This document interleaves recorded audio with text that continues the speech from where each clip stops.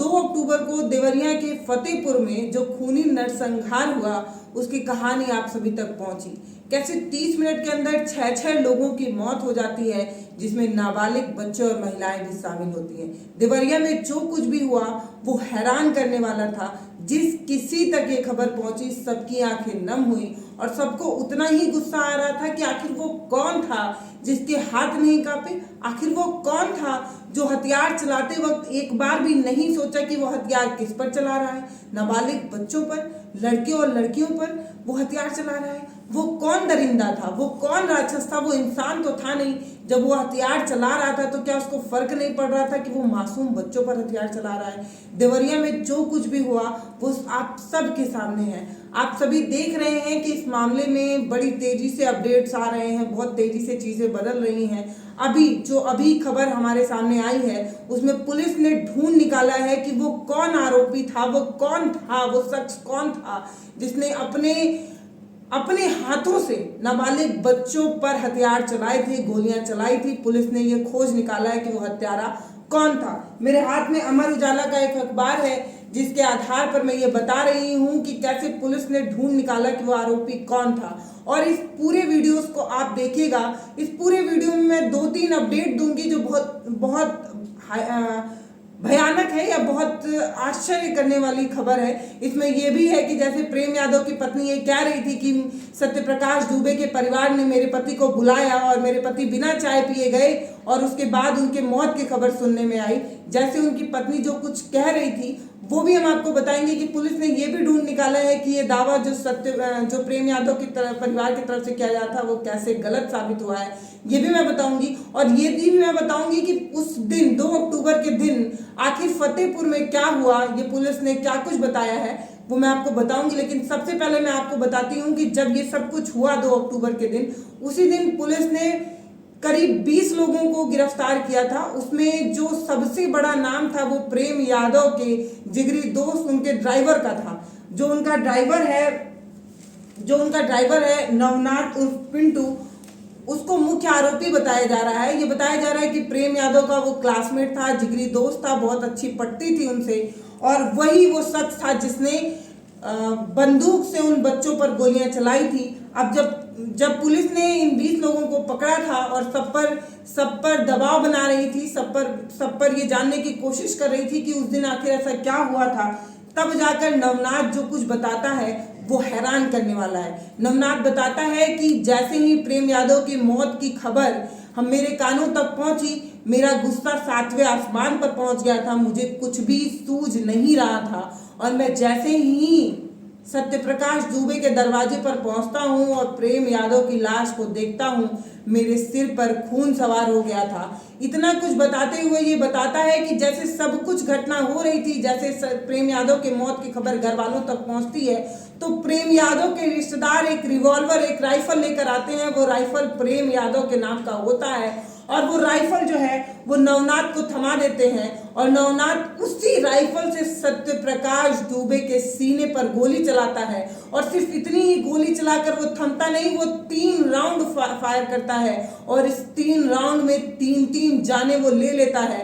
सत्यप्रकाश दुबे के सीने पर गोली चलाने वाला नवनाथ उसके बाद 2 बच्चों पर गोली चलाता है। एक के सलूनी के घुटने पर गोली चलाता है जो सत्यप्रकाश दुबे की बेटी है और उसके बाद गांधी के हाथ पर गोली चलाता है। कुल 3 राउंड फायर करता है और 3 लोगों की मौत होती है, जिसमें 2 बच्चे और एक सत्यप्रकाश दुबे होते हैं। इसके बाद जो नवनाथ बताता है वो ये बताता है कि उस दिन जो कुछ भी हुआ, वो जब प्रेम यादव की मौत की खबर गांव तक पहुंची थी तब कुल 20-25 लोग सामने नहीं आए थे। जैसे एफआईआर में ये आया कि 27 नामजद लोगों का नाम है, लेकिन वो जो बता रहा है नवनाथ वो ये बता रहा है कि उस दिन प्रेम यादव की मौत की खबर सुनने के बाद ना तो 20 लोग वहां पहुंचे थे, ना तो 25 लोग वहां पहुंचे थे, ना तो वो 30 लोग थे, वो 100 की संख्या में वहां पहुंचे थे और उसने ही नीतू की हत्या की है। और नवनाथ ये बताता है कि 3 लोगों की हत्या उसने की थी और बाकी की जो भीड़, जो प्रेम यादव के मौत की खबर सुनने के बाद जो भीड़ वहां पर आई थी, वो डंडे जो घर के क्योंकि आपको पता है सत्यप्रकाश दुबे का घर जो है वो झोपड़ी का बना हुआ है, तो वहां पर जो मौजूद जो भी डंडा जो भी कुछ मिला उससे उनकी पत्नी किरण को पीट मौत के घाट वो आतुर भीड़ उतारती है। वो आतुर भीड़ अपना गुस्सा उस परिवार पर इस कदर उतारती है कि जो खबर, जो तस्वीर हमारे सामने तक आई, सबका रूह कांप गया। सब इस बात के लिए हैरान थे कि वो कौन सी भीड़ थी, उसमें मानवता थी या नहीं थी। अब ये बताया जा रहा है कि पुलिस जो है इस मामले में सब कुछ बड़ी बड़ी मजबूती के साथ, बहुत तेजी के साथ जो है वो कार्रवाई कर रही है। इसमें जो पुलिस ने एक और बात कही है, वो ये अमर उजाला के खबर से ही मैं आपको बता रही हूँ। ये बताया गया है कि प्रेम यादव को किसी ने फोन करके बुलाया नहीं था। जब खबर वायरल हुई, हम खुद प्रेम यादव की पत्नी से मिलने गए थे। प्रेम यादव की पत्नी रो रो कर ये कह रही थी कि मेरे पति को सत्यप्रकाश दुबे के परिवार की तरफ से बुलाया गया था, उसके बाद मेरे पति गए और वहां से मौत की खबर सामने आई। उसके परिवार वाले, सत्यप्रकाश दुबे के परिवार वालों ने मार डाला।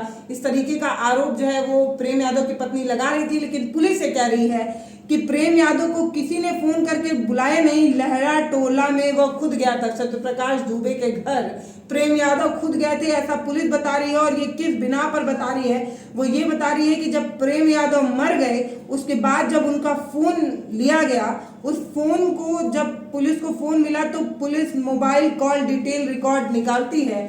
उसके मुताबिक ये पता चलता है कि अक्टूबर 1 अक्टूबर को 9:45 रात्रि 9:45 के बाद से प्रेम यादव को कोई फोन गया ही नहीं। यानी कि 2 अक्टूबर को प्रेम यादव को कोई फोन गया नहीं। 1 अक्टूबर 9:45 के बाद कोई फोन नहीं गया। ये कॉल डिटेल जो पुलिस ने प्रेम यादव का फोन लिया था, उसके जांच में ये सामने आया कि 9:45 के बाद कोई फोन नहीं गया था। प्रेम यादव के परिजन जो ये आरोप लगा रहे हैं कि फोन करके बुलाया गया था, वो दावा बिल्कुल गलत है। पुलिस ने ये बात कही है। पुलिस जो है वो अभी और जांच कर रही है, लेकिन अभी की जानकारी ये है कि 1 अक्टूबर रात 9:45 के बाद कोई फोन नहीं गया था। यानी कि जो परिवार ये दावा कर रहा था वो सिरे से गलत है।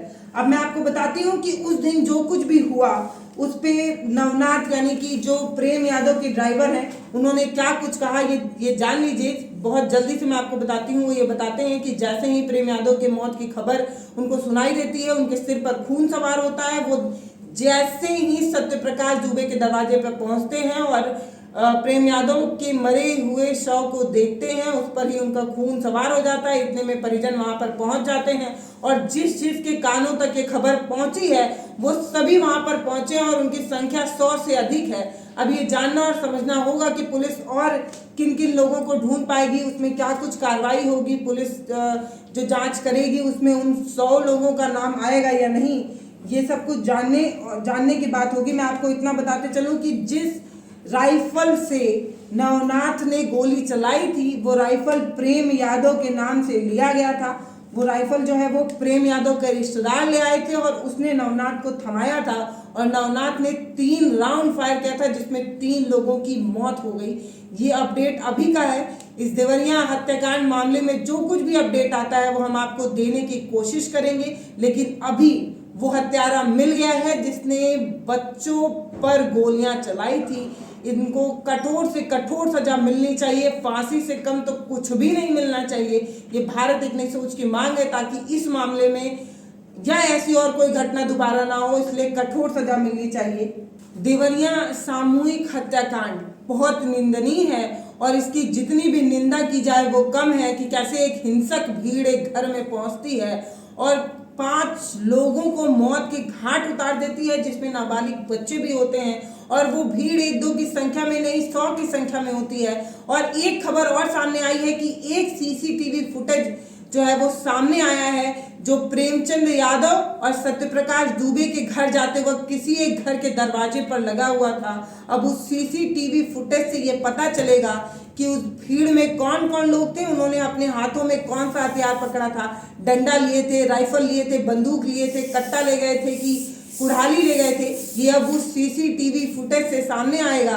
अभी की खबर ये है कि फिर से राजस्व विभाग की टीम गई थी प्रेमचंद यादव के घर को, फिर से नापने गई थी और ये जानने गई थी कि जमीन जो है वो अवैध कब्जा पे बना है कि सरकारी जमीन पर बना है कि किस पर जमा बना है, ये अभी का अपडेट है कि वो नप्पी फिर से हो रही है। नमस्ते, मैं पल्लवी हूँ, आप भारत एक नई सोच देख रहे हैं। पुलिस ने अभी तक सबसे बड़े हत्यारे को ढूंढ कर निकाल दिया है। आगे जो कुछ भी अपडेट होगा वो मैं आपको देने की कोशिश करूंगी। बहुत धन्यवाद।